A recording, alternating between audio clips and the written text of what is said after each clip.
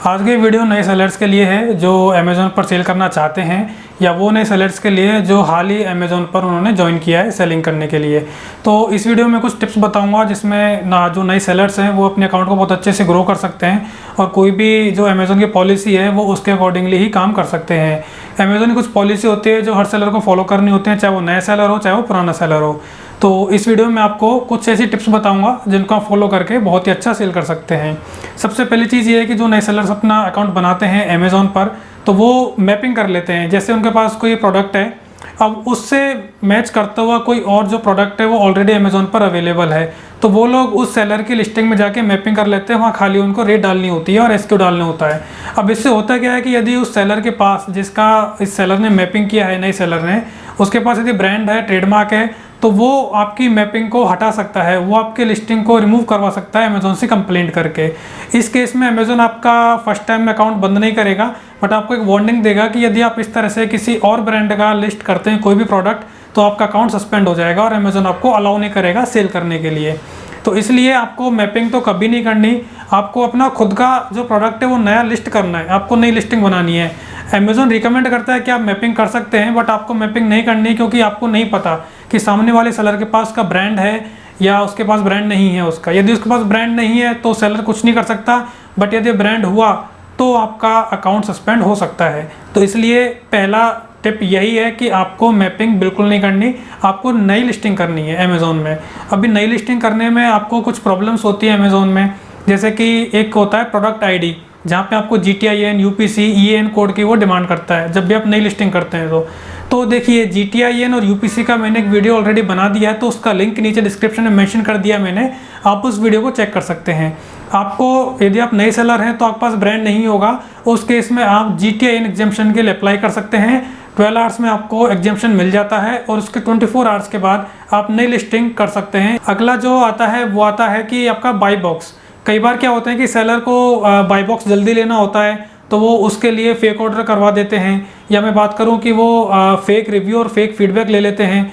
तो by box के लिए ये सब चीज़ें करने पे आपका बाई बॉक्स में भी आपको मिल जाए और हो सकता है आपको बाई बॉक्स ना मिले, बट यदि अमेज़ॉन ने आपको ट्रैक कर लिया कि आप कुछ पॉलिसी के अगेंस्ट काम कर रहे हैं तो वो आपके अकाउंट को मॉनिटर करेगा और आपका जो अकाउंट है उसको रिव्यू में रखेगा और आपके अकाउंट को बंद कर देगा। तो आपको शॉर्टकट यूज़ नहीं करना है, बाई बॉक्स मिलता है बट उसके लिए आपको मेहनत करनी है आपके अकाउंट पर। आप 1 या 2 महीना मेहनत कीजिए, आपके पास जैसे जैसे ऑर्डर आते जाएंगे वैसे वैसे आपकी रेटिंग्स बढ़ती जाएंगी और आपके अकाउंट की ग्रोथ होती जाएगी और आपके पास बाई बॉक्स भी आ जाएगा। तो आपको वेट करना है, आपको ऐसा नहीं है कि आपने आज अकाउंट बनाया और कल से आपने फेक ऑर्डर करवाए और आपने फेक फीडबैक ले लिए। अमेज़ॉन मॉनिटर करेगा और आपके अकाउंट को बंद कर देगा, क्योंकि मैनिपुलेशन फीडबैक एंड रिव्यू में बिल्कुल भी अलाउ नहीं है।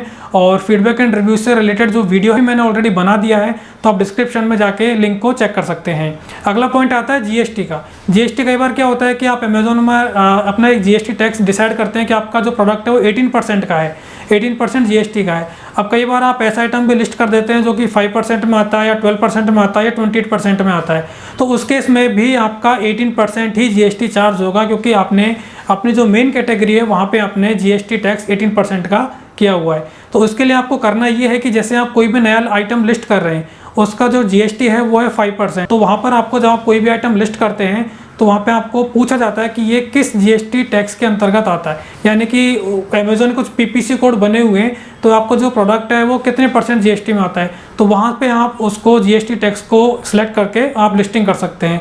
उस केस में आपका जो प्राइमरी सेट किया वो 18% है, वो वहाँ पे अप्लाई नहीं होगा, वहाँ पर वो 5% वाला GST अप्लाई होगा। तो ये भी एक बहुत इंपॉर्टेंट पॉइंट होता है, जहाँ पे आप अपना जो प्रोडक्ट सेल करते हैं उस पर जो एक्चुअल जो GST रेट है आपको उसी पे सेल करना होता है। तो आपको इस बात का भी बहुत ध्यान रखना होता है कि जब भी आप लिस्टिंग करो तो आपको GST टैक्स को सिलेक्ट करना है, जितना % आपके आइटम पर है उतना % ही आपको सिलेक्ट करना है। तो GST से रिलेटेड भी एक वीडियो मैंने बना दिया है, वो भी आप मेरे डिस्क्रिप्शन जाके चेक कर सकते हैं। अगला जो पॉइंट आता है वो आता है सेलर के मन में कि लिस्टिंग्स मैंने कर दी हैं बट मेरी लिस्टिंग्स अभी अमेजोन पैनल पे शो नहीं हो रही है।